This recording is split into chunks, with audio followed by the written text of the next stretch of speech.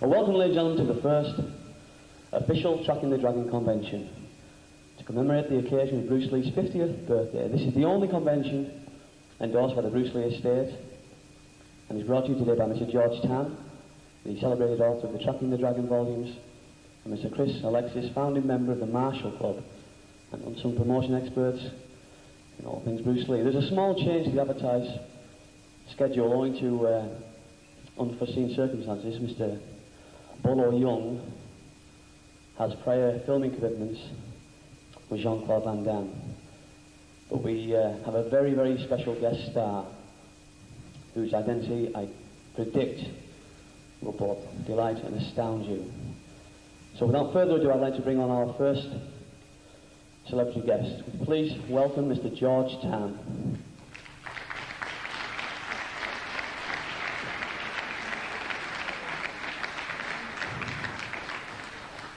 Right, there's very little I can say when I'm in the presence of this fellow, so I would like to keep things moving. I think the best way we can have George speak to you is if we discuss people who worked with Bruce and bring you up to date on what they're doing at this moment. So to begin with, George, can you tell us about the action director that Bruce used in his films, Mr. Hung Yin Jae? Okay, I'm assuming that everyone has seen all of Bruce's movies more than once.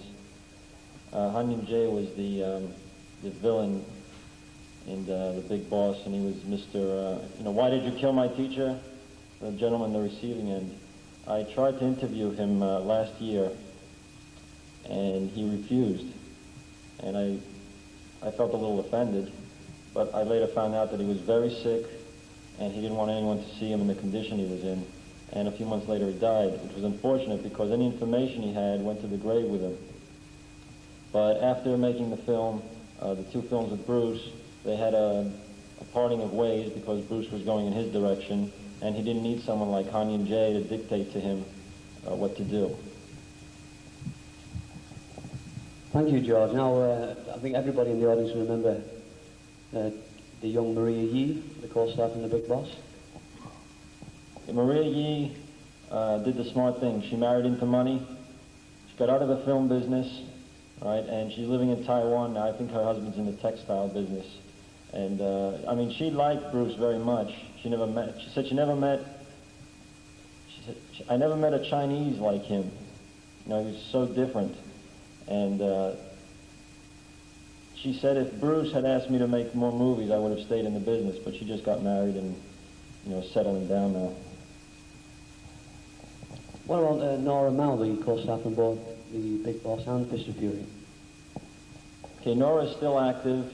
I don't know how she does it, but she gets more and more beautiful each time I see her. Nora used to be a singer before she got into films, and she's gone back to singing. She tours around the world to Chinatowns and so on. You might even see her in London Chinatown one day. She was recently in New York. She's planning to migrate to Canada after the 97 ordeal. What I felt from her is this woman really, really loved Bruce. I mean, in her heart, she would do anything for this man. They talk about how Betty Ting Pei and so on. Nora would do anything for this man. I don't know what ulterior motives Betty had, but Nora, anything she did for Bruce was coming from the heart. One incident I want to relate to you about Nora. She's traditional Chinese still inside, and when Bruce died, she asked Linda if she could stay in the house because she believed that, maybe Bruce's spirit would come back. And Linda said, no, okay. And Nora seemed satisfied to do that. I don't know anyone else who was willing to take that kind of trouble, and it just shows. Perhaps a lady the audience will have wondered about from time to time. Angela Mo Ying, Bruce's sister in Enter the Dragon. Yeah, I found out recently that Angela lives in New York, where I'm from. Again, she married into money also, but she's presently in Taiwan. She does little bit parts and this and that. She hasn't changed either. She looks the same like she did back when she was making, Lady Whirlwind and Enter the Dragon. I don't know how they do it, but she's still dynamite. And currently, we're planning on teaming Angela up with Cynthia Rothrock, where Angela would play Cynthia's teacher. I think that would be a nice way to, to pass on the crown, so to speak. What about Mr. Williams, Went to the Dragon, Jim Kelly? Okay, Jim, I have to say is a very, very bitter guy about I don't know what.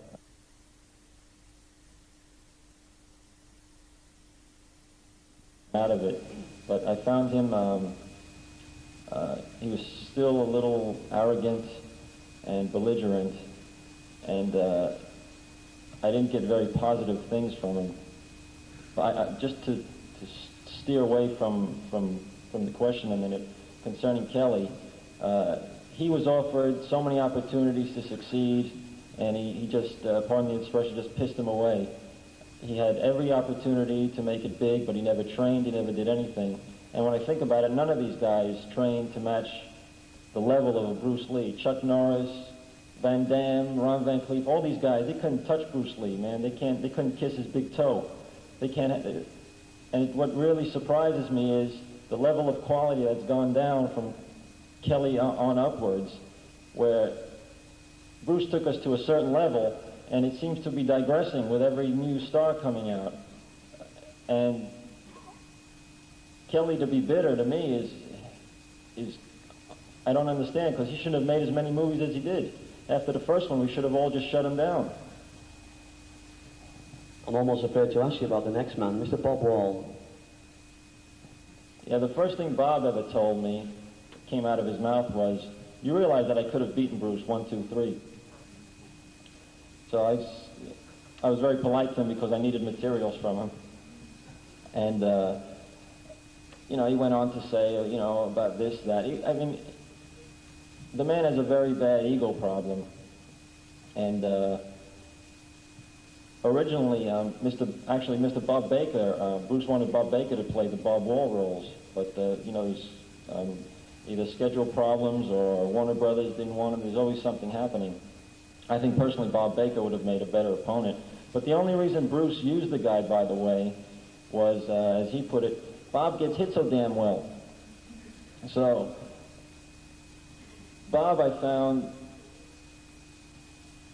he like guys like Ed Parker, Bob, in their hearts, they envy Bruce, but they hate him because of who he was and what he can do. Because here are these guys who are trying to make it and so on, and along comes this little Chinese guy, and he could do whatever he wants at will. What these guys work so hard for, right? Bruce could just do, they show you, Bob said, I'd show him my best technique, and he could do it better than me on the spot. So, Bob really didn't have, he had a few nice things to say, but they were covered with a veil of hatred.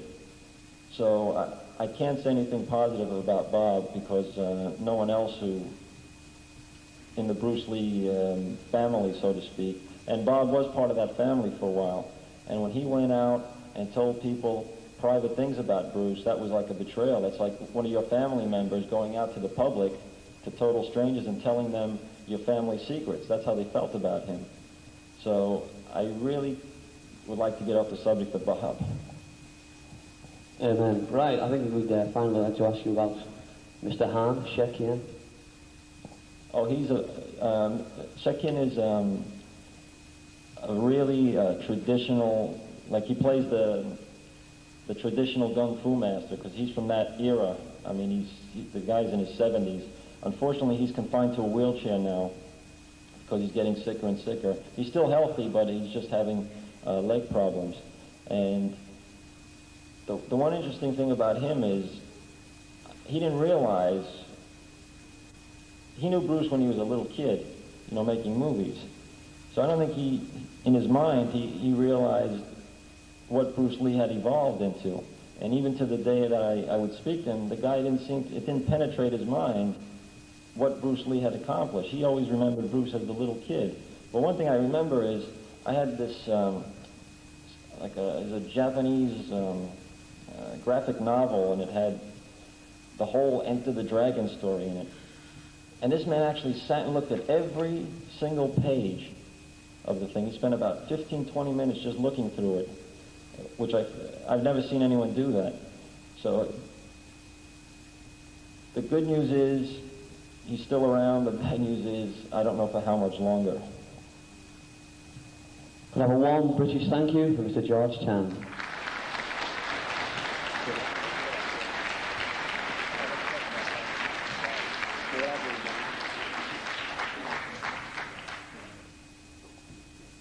I think George would like to give you a few background pieces about our first celebrity guest. All right. Howard Williams, you probably never heard of. Howard is part of James Lee Oakland School. And I found Howard through another person who basically, he's a pretty crazy guy, but it's just amazing how what one thing leads into another. And when I found Howard, I said, this is, I couldn't believe what he was telling me. Then, I mean, he had to physically show me what he was talking about. And I have to say, this guy's the most awesome fighter I have ever seen. I mean, this man studied with Bruce when he was 15. He started, and he never practiced martial arts before, and all the information that's been put into him is from Bruce and Jimmy. The man is pure Jeet Kune Do. No contamination, no poisons. And he's got a superb genetics. So he can make the stuff, he can make the JKD work on the level of Bruce. He's got speed, he's got power, he's got reflexes, his neural system is very high. So when I saw Howard, he was reluctant to come out to the public. He said, because he saw other people commercializing, bastardizing the system, trying basically for profit.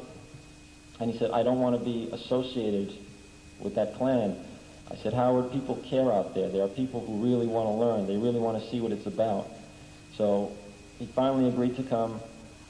And I mean, I'm really happy to introduce Mr. Howard Williams. Gentlemen, Mr. Howard Williams.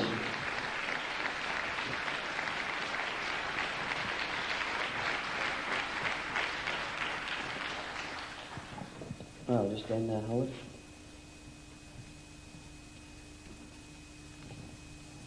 Now, you are a long-standing member of the Oakland clan and student of Bruce Lee, touted as the fastest JKD fighter on the planet. Can you tell us a little of your martial arts background and how you came to meet Bruce Lee? I was 15 years old when I first started, and it was through my mother and stepfather that I met Bruce first. What had happened was they were going to try to find a school for me, and my real father didn't want me to take any martial arts at all. So I had to actually run away from home to live with my mother and go through the whole system in order to take this. And then one day he came to me and said he found something that was faster than karate. And I was really fascinated by that. So I said, what could that possibly be? And he said, kung-fu at that time. And so we went down to the place, and that's when I first met Bruce. I met Bruce as he was actually getting prepared to go to Los Angeles, California to make Green Hornet. And then from that point I met Jimmy Lee and stayed with him ever since. Thank you, Howard.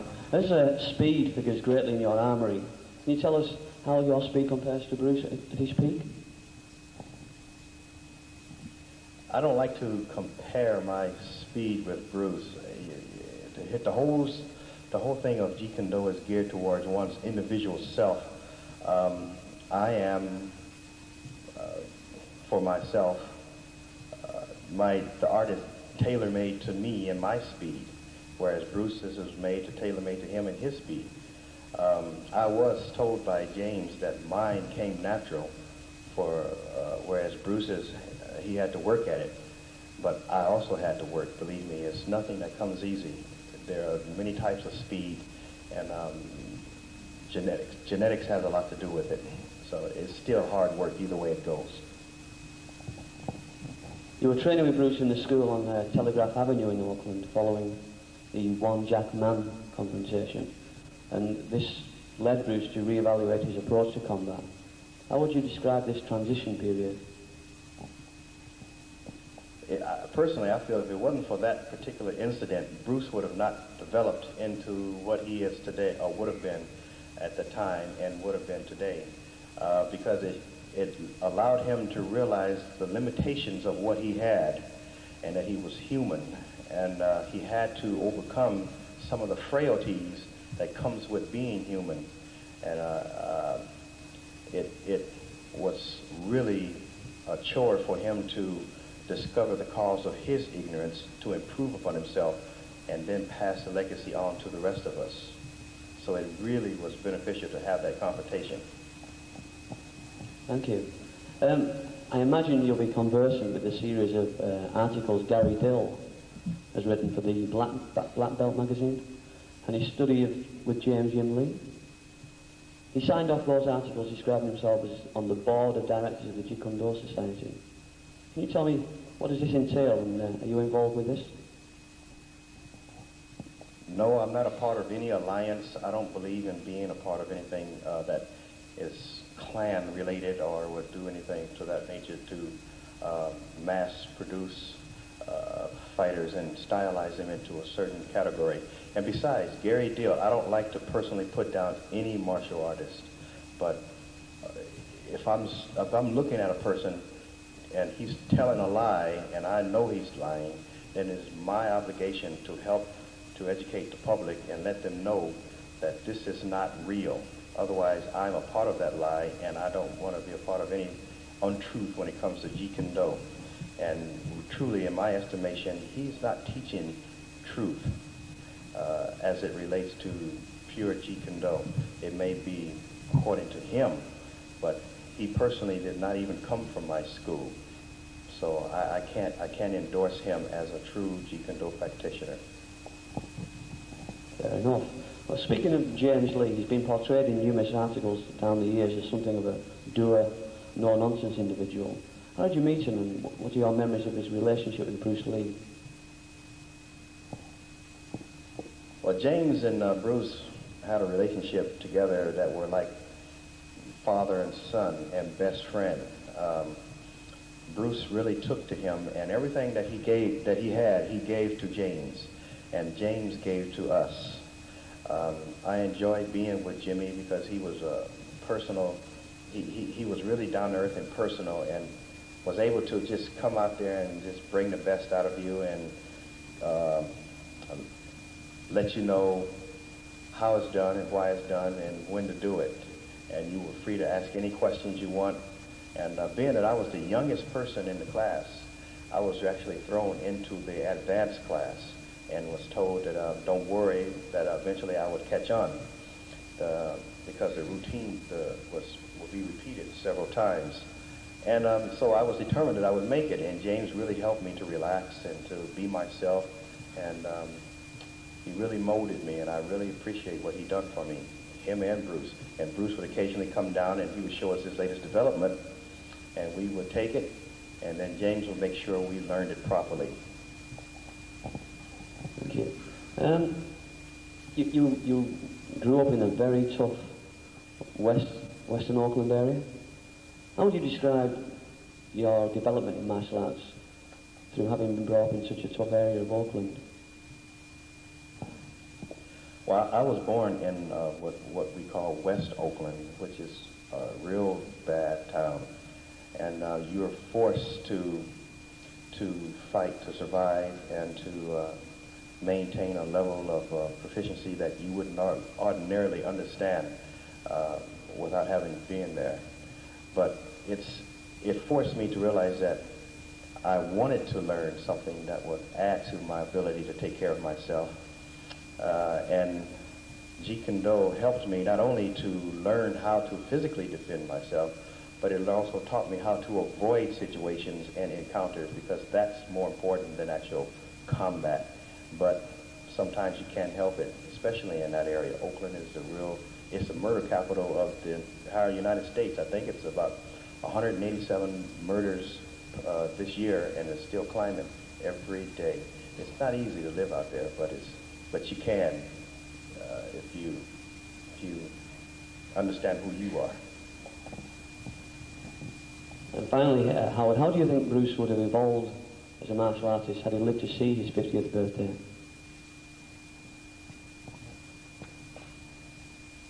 Wow, that's a hard question. Being that he was already kind of light years ahead of a lot of us in the martial arts world, the reason being is that he understood what it meant to explore oneself and discover the cause of your ignorances and weaknesses. Whereas a lot of us, we are looking forward to accumulating things, putting things and piling them up. He was constantly eliminating them. So, and a lot of people have that problem today still. So being that he was the way he was then, he would have still been that far ahead of a lot of us today. And when your mind is free, you can create. And that was one of his major assets, is his creativity and ability to adapt to anything, or try to adapt to most everything. Ladies and gentlemen, Mr. Howard Williams.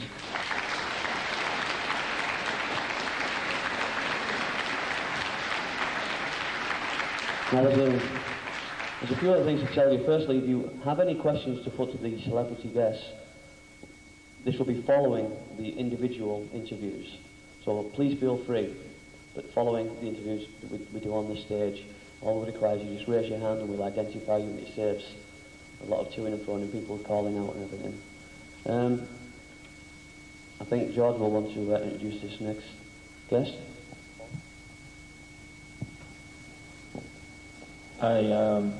I met Bob Baker through another student of Bruce and Jimmy's named Lloyd Freitas.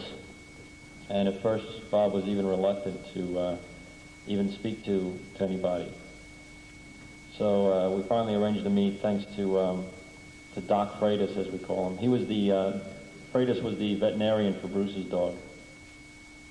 And we went up to see him, and Bob made it very clear that if this guy, meaning me, says anything that I don't like, I'm going to throw him out of my house.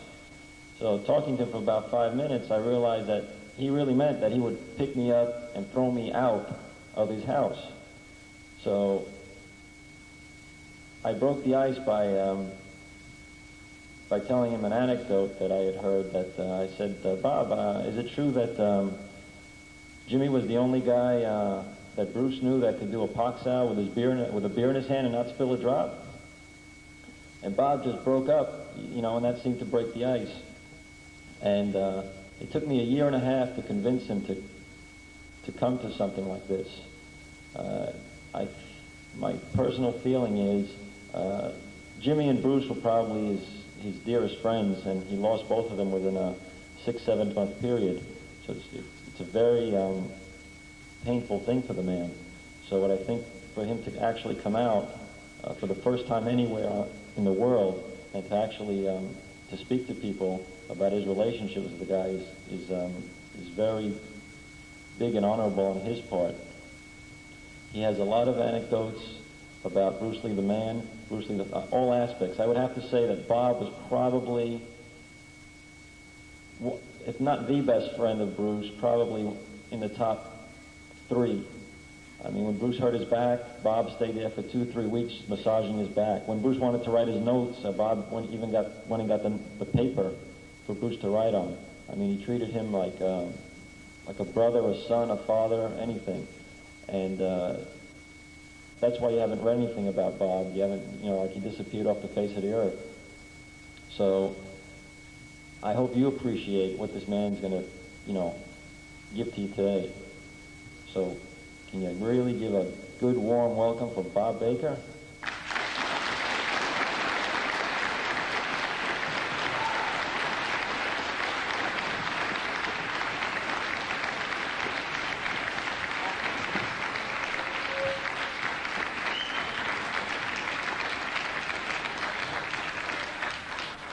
Hi, Bob. Well, first of all, welcome to the United Kingdom. Is this your first visit to England? Yes, it is. Apart from your appearance in the Chinese Connection, or Fist of Fury as we know it here, very little is known about your further involvement with Bruce. After all, you've been friends for some 10 years. Tell me, how did you first meet Bruce Lee? I met Bruce Lee through James Lee. I was studying with James Lee, and I just met Bruce one day, and that was it. Well, in his book, The Incomparable Fighter, the ex-Black Belt magazine publisher Mito Uehara refers to you on a number of occasions, most notably the encounter between Bruce and yourself at the 1967 Summer Long Beach tournament, during which you apparently volunteered to hold the pad. Bruce's now famous one-inch punch. Can you care to tell us what took place? Well, the man just almost split my sternum. Really? It was, I always volunteered to hold the shield and take the punches because I felt it was a way of learning. Maybe it sounds stupid to some people, but I'm not a masochist or a sadist or anything. But I just thought it was part of it. Just made me a little better. You've spoken of the amusing incidents on Fist of Fury, like during the grappling scene where you had Bruce in the splits and he bit you. What happened to Bruce during that scene? Well, I couldn't respond the way that he wanted me to, so I said, well, fight me.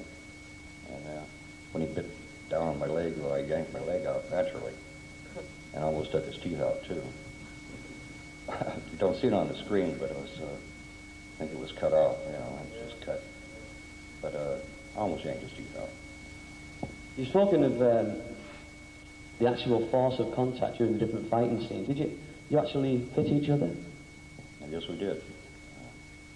Except for a few of the scenes where I was imitating Wan Yu and really trying to look more like a karate style, or Hung Gar, which is the hard style, like Chinese kung fu. I really just sparred out with him after that. And it was pretty much what you saw was pretty much really kicks and a bit of punches. Can you tell us, Bob, having spent so much time with Bruce, what was it you most enjoyed about him? Oh, I just love the man. I don't know what to say about that. There's nothing I can say. I really don't know what to say. I think that says it all, Bob. Well, thanks for being so generous with your reminiscences. Ladies and gentlemen, Mr. Bob Baker.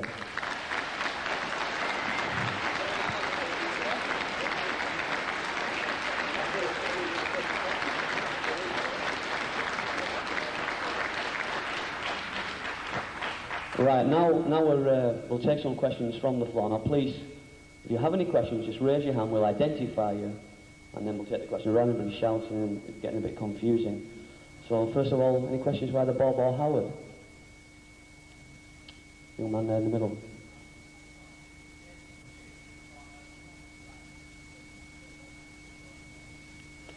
Is it true, Bob, you fought a promotional fight with Bruce that was never shown?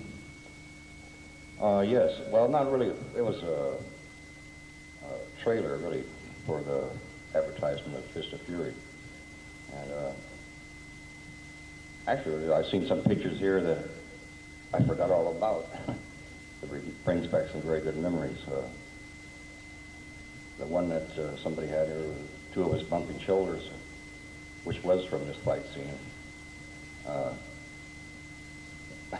We had to keep reshooting it because we were having so much fun bumping into each other, that, knocking each other down, that took quite a few shots just to get that one little scene. It was all I remember was nothing but fun. Anyone else? Bob or Howard?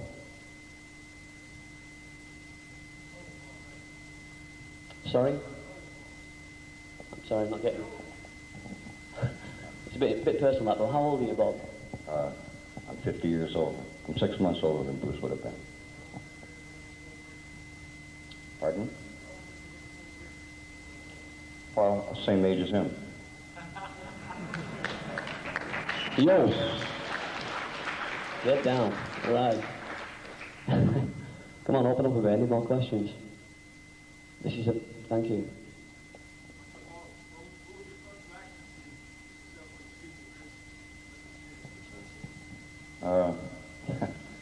Quite scary. I didn't know I looked like that. Although I was aware of what I looked like, but I never realized it was, when you see yourself well, I really never had my picture taken too many times. And when I saw myself on the screen, 20 feet tall, I said, whoa, go from nothing to something. That's one way to jump to it, and I sure did. It was quite exciting, really. I enjoyed it. It was quite an ego thing just to see it. But it was really kind of interesting to watch other people's responses, too. Of course, all my friends, I take them to see it. And they'd be going, hey, Bob, that looks just like you. Naturally, Naturally, that's right. Guy in the middle. Who's that addressed to?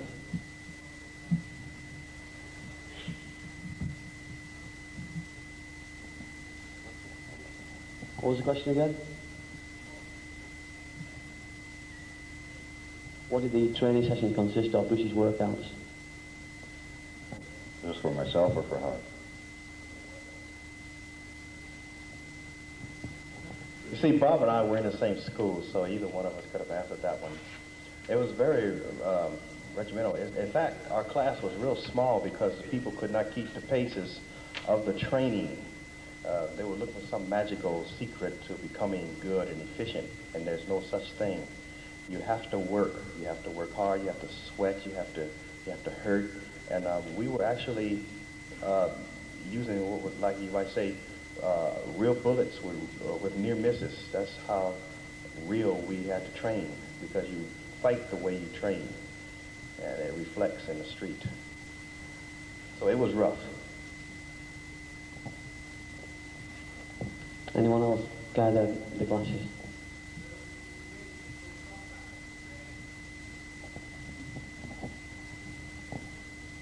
Well, we always take care of of who's in front of us. We realize that it's just still training, but we didn't have a lot of protective equipment in those days, and the only thing that was probably protecting us was just a bare hand, But there were some slips and accidents, and Jimmy used to say, "You bleed in class, bleed in class, so that you won't out there in the street." So we didn't care about that.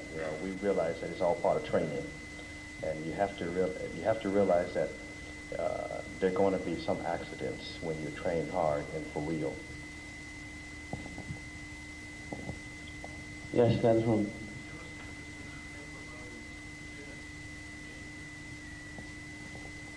Did I ever see him lose his temper? Yes, I did. Yeah, he was quite awesome when he lost his temper. He had the ability to look right through you, and kind of chill you right to the bone. And you never did it again. Amen. Anybody else? Guy right at the back.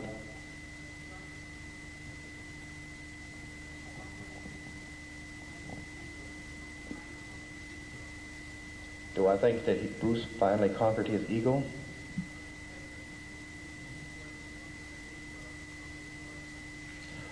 Yeah. See, that's one of the major battles with all of us.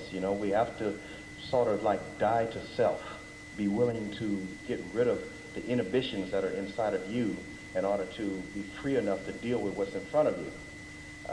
Yes, Bruce did conquer his ego, and the main thing that he was trying to get us to do is to do the same thing, which was a monumentous task. It wasn't easy. Self kept getting in the way. And I'm still working on that now. Anyone else? Yeah.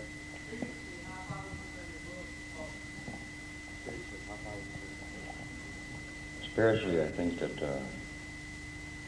my own personal experience with Bruce said he was already there. That spiritually, he was very quite happy with himself.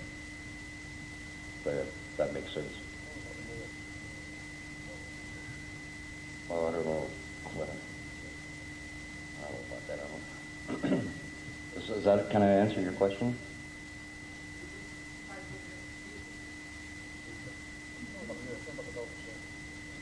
Well, everything that he did actually was martial arts first, and then movies, you know, as an actor second.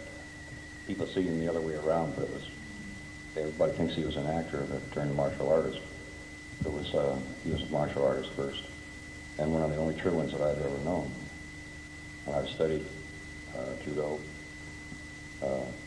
aikido, karate, Shaolin kung-fu, boxing, and everything else. And I don't know how many different styles of karate. And the only true one that I ever really thought I had it was Bruce. He was just as far as you could get spiritually. That's, I tried to use a path. I had to take my own path. So, yeah. I'd just like to add another thing to that. Also, one of the things that he was trying to get across to us, that he was trying to also obtain, was that if a street fight is the only place that you can apply your art, then you've missed 3/4 of his meaning. It has to be a way of life, and you have to be able to apply it in everything that you do, everything.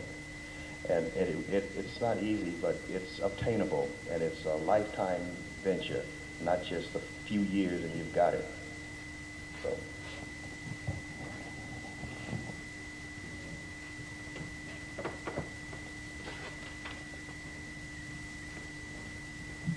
Right, as I revealed to you all earlier, Mr. Paul Owen is unable to attend because of the prior filming commitments, but a very special guest celebrity has made a tremendous effort to attend today's proceedings. It's not an exaggeration to say that, to describe him as the icing on a very rich cake.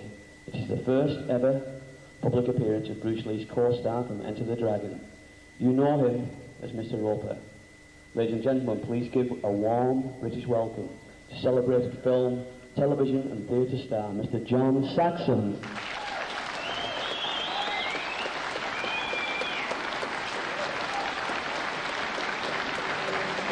Pleasure.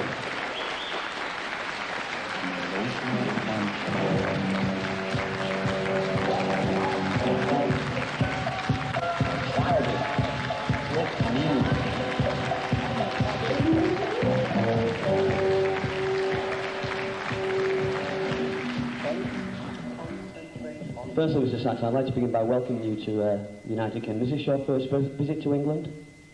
No, I've been here several times. I worked here once in 1965, but I haven't been here for, well, almost 20 years. I'm very glad to be here today, and imagine the warm welcome that you've given me after a film that was made 18 years ago. A film that I almost didn't do, but that's another matter. When I went to Hong Kong, my son was 2 years old, and he was invited one day to Bruce Lee's daughter, Shauna's second birthday party. He doesn't remember any of that. He doesn't remember anything about Enter the Dragon. As a matter of fact, he didn't start going to the movies until many years later, and I think he regarded that as Enter the Dragon as one of the old films that I made, and didn't pay much attention to it until last week, actually. He called and he had discovered Enter the Dragon after 18 years. So finally I'm getting a little respect for my son. As Bob mentioned, Bruce often proclaimed that he was a martial artist first and an actor second. I've always been an actor first and someone interested in the martial arts secondarily. But watching Bruce immediately when I first met him, the success that he had already in Hong Kong, he was really a people's hero. And I've never seen anybody enjoy that position and that role more than he did. He relished being something to the people, being a celebrity. I remember asking him very quickly, what would he imagine his life might be like as an actor in years to come, would he be able to make transitions? Would he play a role that wasn't a hero, that wasn't a martial artist?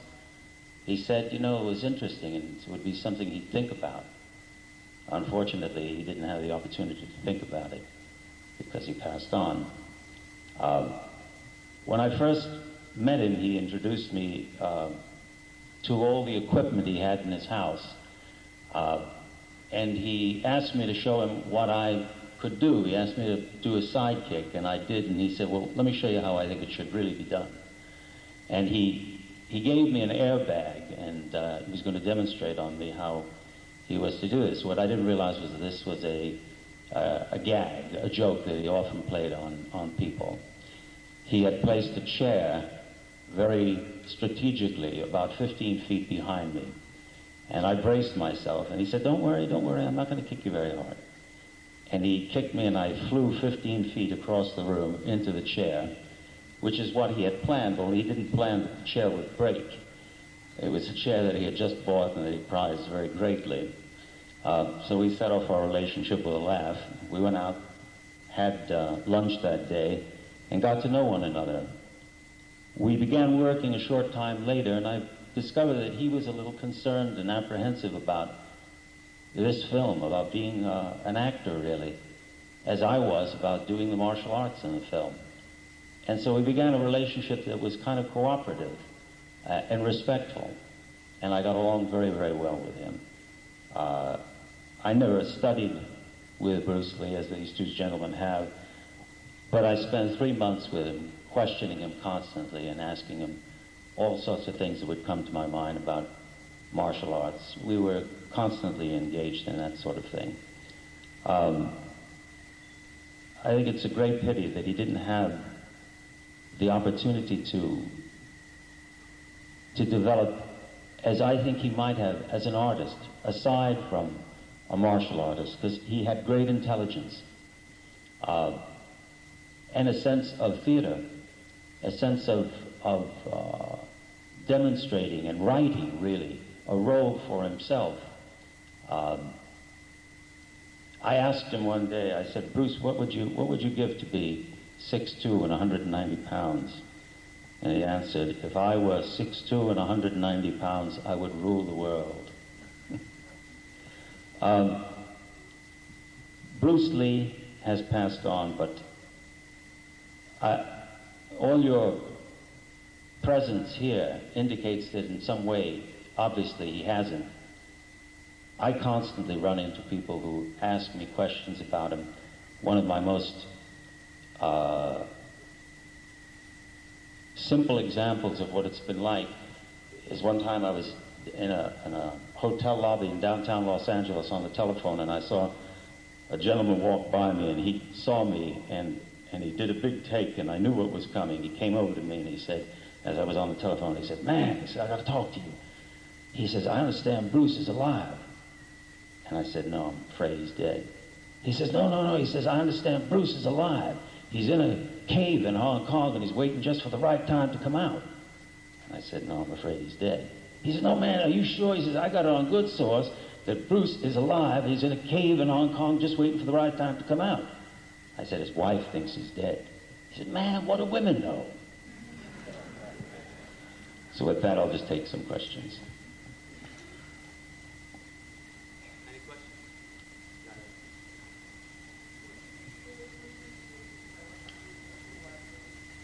His speed was fantastic, and his power for his size was extraordinary.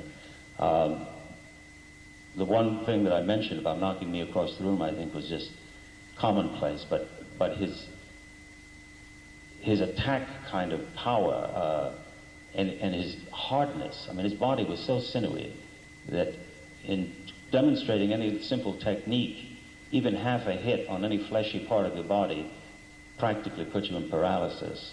So he was tremendously strong and extremely quick.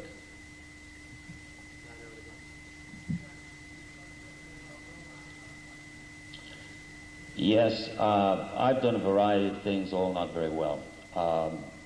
I first did some judo back in the late 50s, just for about a few months, never really achieved much of a status. I began karate about 1964. I studied pretty diligently for about 4 years, but that was until about 1968. My work, marriage, traveling abroad, necessitated that I just had to put my work as an actor first. I didn't have time to train. So by the time I began that film, I had really stopped any serious training, which was a kind of concern of mine. I was just doing some light calisthenics, Tai Chi Chuan, things like that, jogging, playing with weights a little bit. After working with Bruce, I got enthused again. I started considering training and went back to studying some kung-fu and doing some judo and jiu-jitsu, which I did up until about 3 or 4 years ago, and I'm just back to doing Tai Chi Chuan again.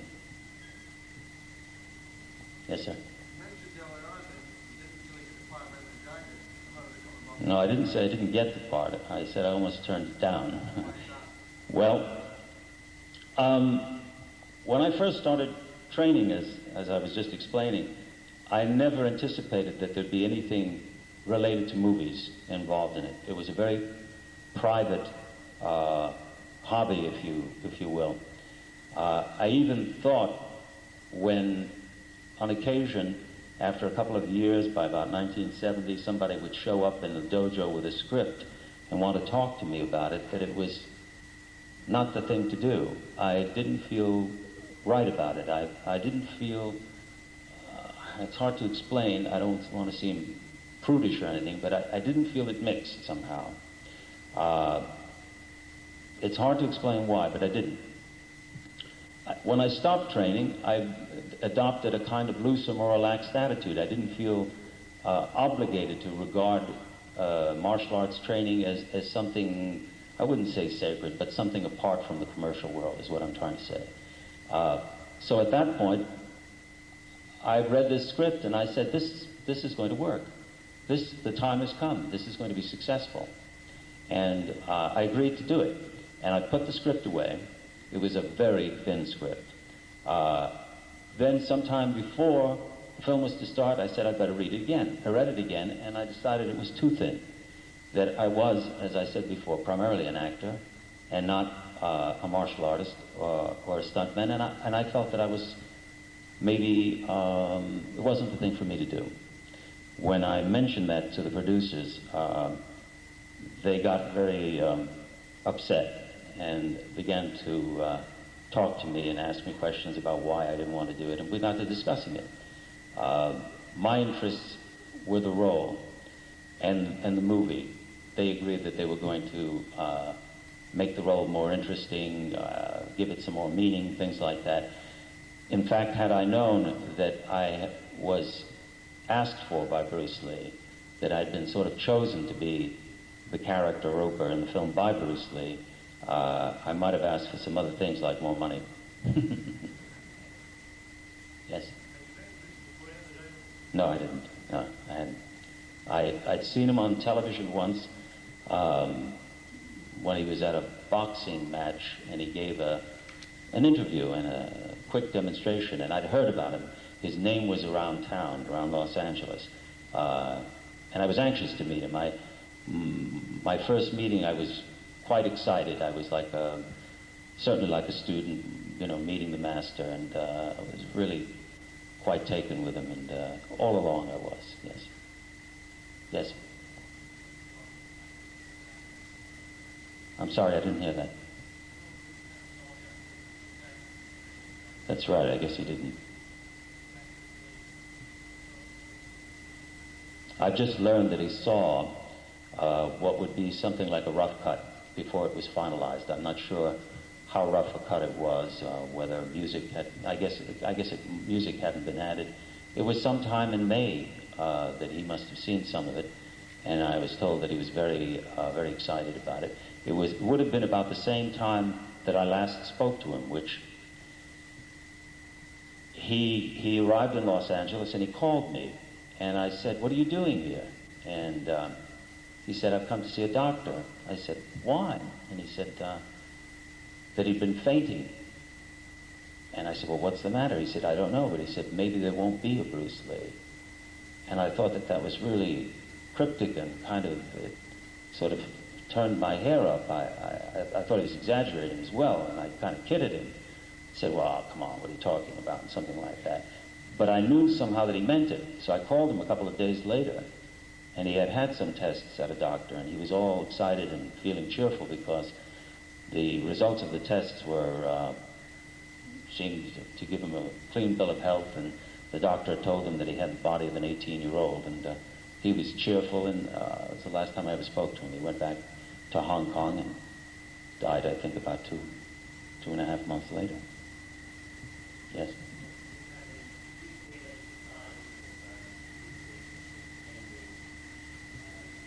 Illness? No. I never saw anything like that. He was someone who took terrific care of himself. Chinese food in general, Cantonese food is considered very healthy. He was very, very especially careful, and he was taking all kinds of supplements. I had even advised him because he seemed so excited about the position he was in.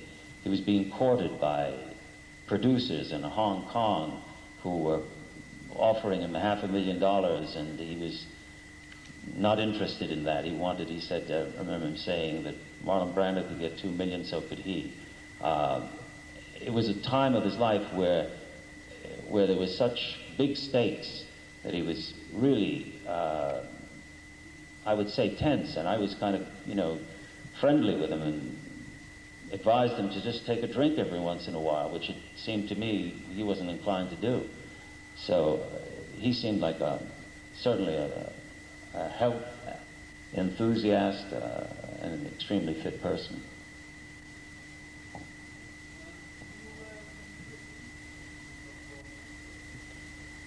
Well, I was on the set the day that they had the scene in which Bruce cut his hand on the bottle that Bob Wall held. Obviously, on the face of it, it looked like a question of a Chinese production where fake bottles are not used or don't exist, whereas in Hollywood we have a glass that is not, dangerous to use in scenes like that. And it seemed to be certainly an accident, but I know that Bruce was very upset about it and quite angry. I really didn't know much more about what was going on in the background of that. Yes?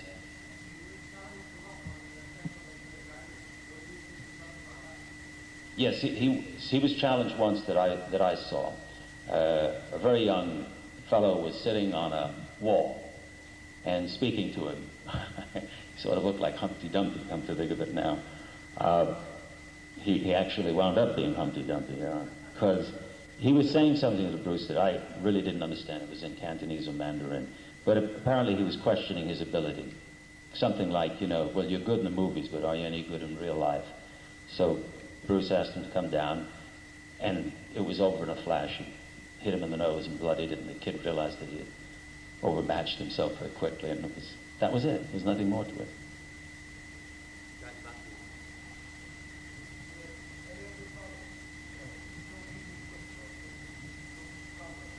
No, I don't.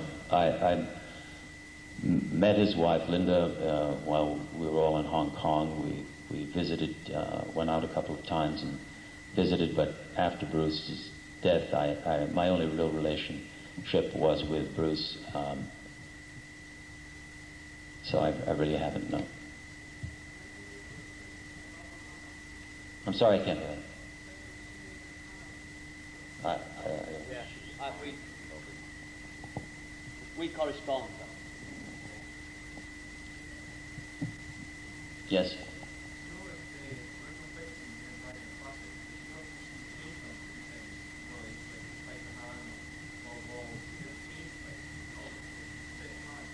I watched and actually took pictures of some of the scenes being done. I recall one large scene where Bruce was fighting with about a dozen guys, And I think he had spent the day or two before with all those fellas. They were all part of a group of pals of his, stuntmen, local guys from Hong Kong. And I think he worked out the basics at home and took great time in rehearsing on the set with them all.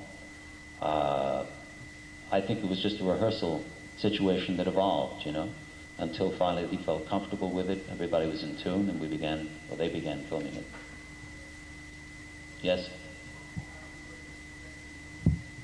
I'm sorry, I can't hear you. Well, I'm not really sure I know what is censored. I've only heard recently that what nunchucks are, what are called flails here, are censored. I don't know, it's kind of puzzling. I don't know what else is censored in Great Britain. I'm not really familiar with censorship.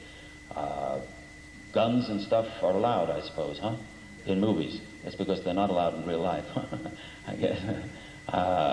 There's a kind of funny inverse correspondence between what appears on the screen and what is in reality. Usually what is in reality frequently doesn't appear on the screen and vice versa. I don't know. I don't know that having nunchucks... there was a while in the United States, I remember that there was a controversy about it, and I think it became a felony to carry them, right? So there's some legislation or some legal prohibition against the use of that or the carrying of that in the United States, though everything else seems to be around. Everybody seems to be armed, which, of course, as Bruce once said, you know, he's not as quick as a .45. So martial arts really, in this day and age in the United States, are practiced, I think, with caution, because you never can tell if you're engaging in some kind of an argument with somebody that is not armed with a weapon, pistol. Yes, sir.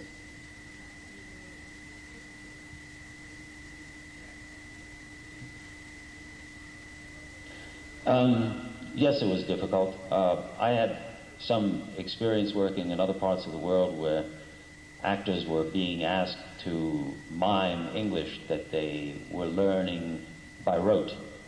But he was a very charming gentleman and very cooperative and very obliging. And he was trying his hardest, and, you know, I worked with him very, very willingly. And I think he did a very good job. Yeah. Yes, sir. What was he like? Well, I think he was Mr. Canton of whatever it would have been, a few years before.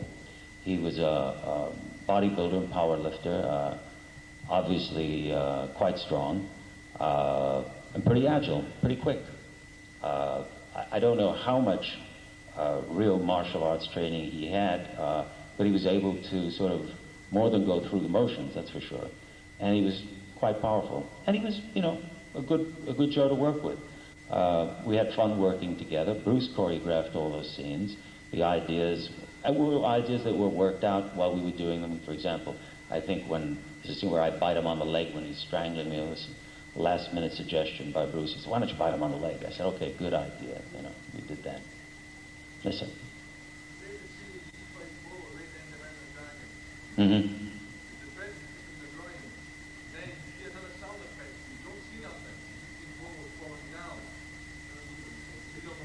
Oh.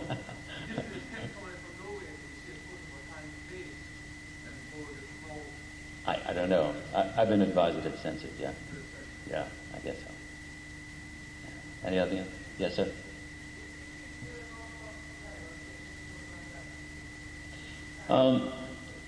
I've only seen a little bit of him. I think the most interesting guy that's come on the scene is Steven Seagal. I saw his first film, and I thought it was a very good debut. I thought he, for a first time out as an actor, really was quite good. And furthermore, that at this stage of the game, if it's going to be a martial arts kind of film, he was showing something different. It wasn't just, you know, punching and kicking. there seemed to be something else going on, which is, of course, he's a master of Aikido.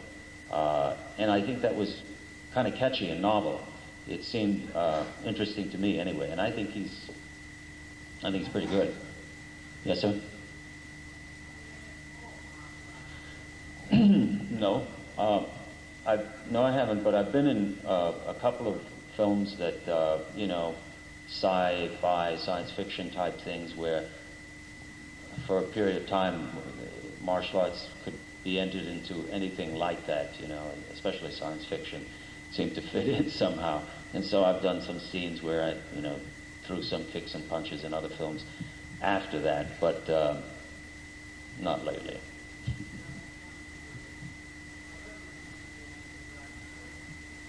Plans to do what?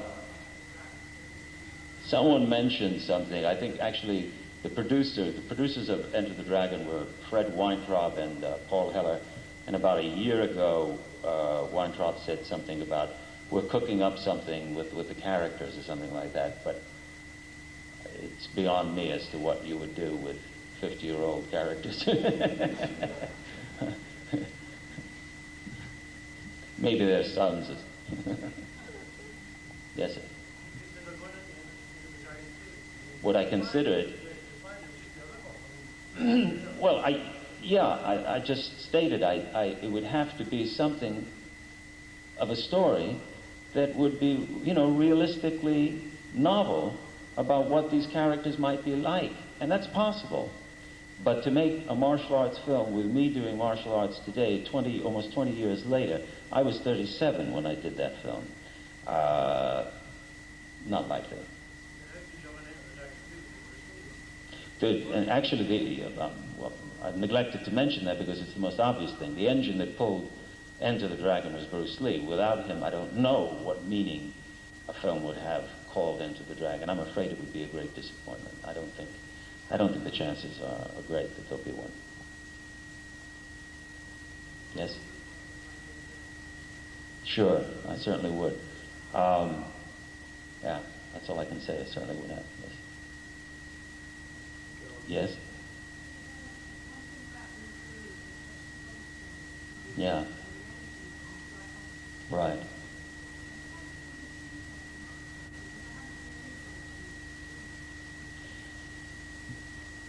Well, I think it was a kind of intensity that he had about his interest. I mean, when he spoke, some of the things he said, you know, about emotional content, when he was talking about executing a technique, you know, he meant you don't do this unless you're angry, you know, and if you do it with feeling, with the intention, you know. And I think in general that's probably, he was very expressive because I think something was going on in him at all times. I watched a little bit of the interview and heard his laugh, I think for the first time in all these years, and I was reminded not only of his intensity of anger, but his intensity of amusement. He was always easily amused and filled with stories and a sense of sort of joy and interest in things. He was an energetic person for sure, and he was very alive. I think all those things contributed to what you're talking about.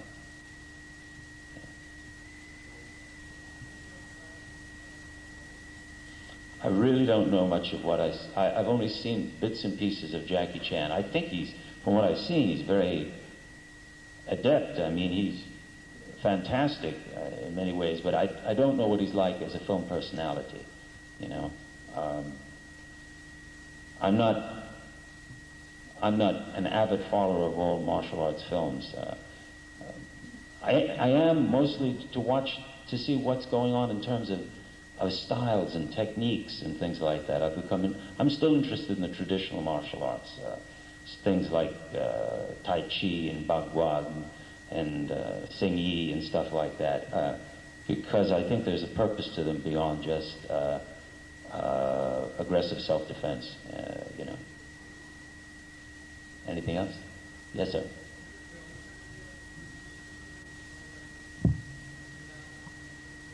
No, as a matter of fact, The very first scene filmed in Enter the Dragon was filmed in the United States with me on that golf course. They made the mistake of attempting to, or thinking they had to speed up that scene. It turned out to be a big mistake. It was obviously, you undercrank the film to get a faster speed. Well, it turned out looking ridiculous, and none of us had to be changed. It was just the way it was, you know, including myself in those days.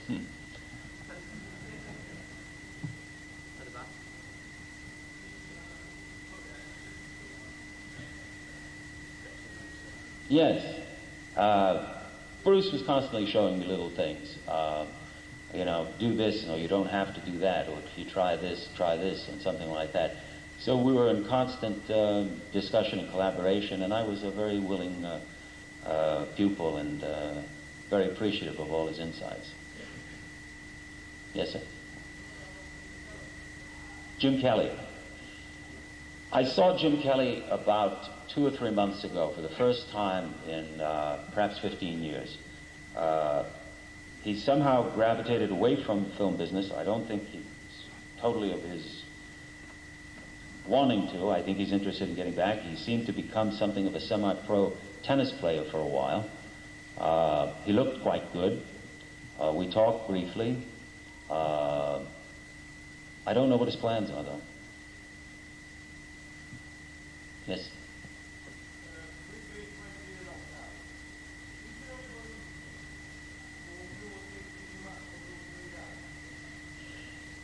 You know, that kind of a question, that kind of thinking is really twofold. First of all, in terms of what kind of a match are you thinking of? Turtles, is that? Maybe that's it? Yeah. If you're talking about a box office match, yes. Because they're a box office match to Bruce Lee. You know, for a while, full contact karate was a thing in the United States. But the rules were such that it wasn't what Bruce Lee and what these guys were talking about. There were prescribed rules. And it was as prescribed, meaning as limited in a way, as Western boxing is. That you mustn't do this, and you can't do that, and you can't do another thing. Other than that, I don't know. I don't even want to see what could happen between two men who just want to just destroy one another. I don't think it would be such an interesting thing to watch, as far as I'm concerned. Yes, anything else?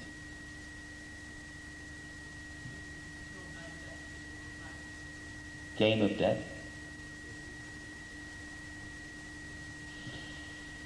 I really don't know. I have no answer to that. I'm not privy to any information on that. Yes, ma'am?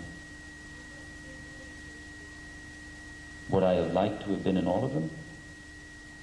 I'm glad that I was in one. I don't know. It wasn't my calling, I didn't think, to be a martial arts actor. I happened to be an actor that, as I've explained already, and in addition to what I've mentioned, what happened was that I studied Japanese karate with a group, and we were doing a demonstration at a local university, and Bruce Lee came. I didn't know this, was there, watched it, saw it, seen me, saw that I could do some of these things, and then thought of me for the role in Enter the Dragon. And that's how I was contacted as a result of that. Afterwards, after that film, I never really thought much about doing other martial arts films. I didn't know what else could be done. Obviously other people did. Chuck Norris made a career out of it, and I think that's great, but I like doing what I do, which is a variety of character roles. I just as soon play the good guy, the bad guy, the guy who has a moral dilemma as well as a physical dilemma or a conflict or something like that. I find greater satisfaction in that, and I don't think I've been a good martial arts hero.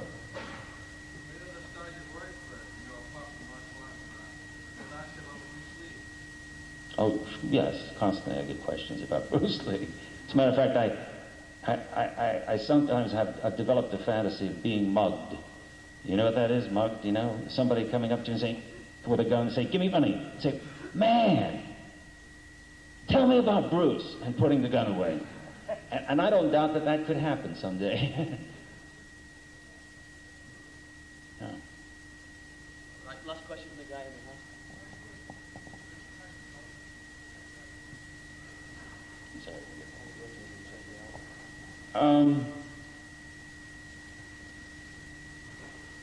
I just decided I was going to be me and go and do what I was going to do, which is about what he was talking about for himself, express himself. And that's what I've been doing and continue to do, try to do anyway. Thank you.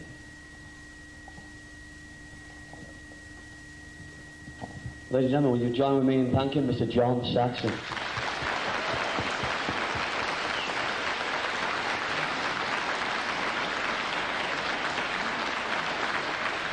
Now,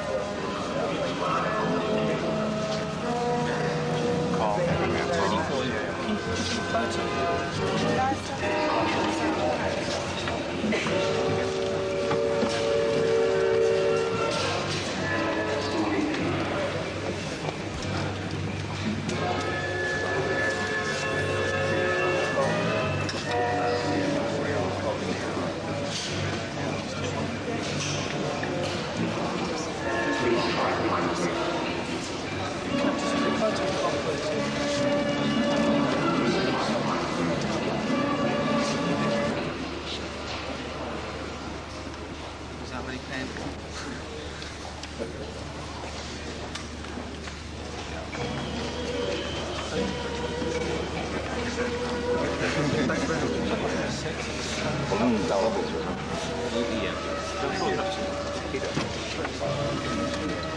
Stand here with Okay? Thank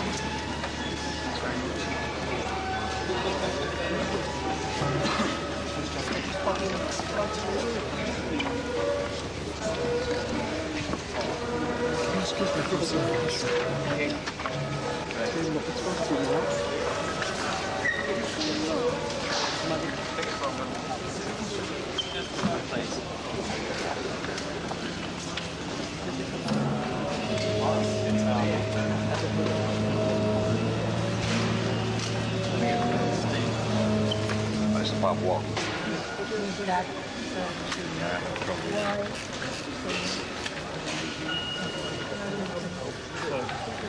Double N.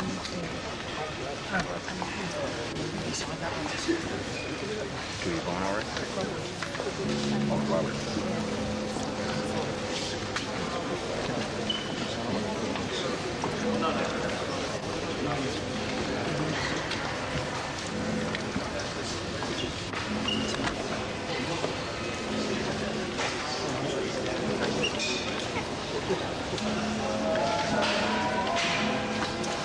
Excuse me, can you just go this way, please? Could you please go this way, please?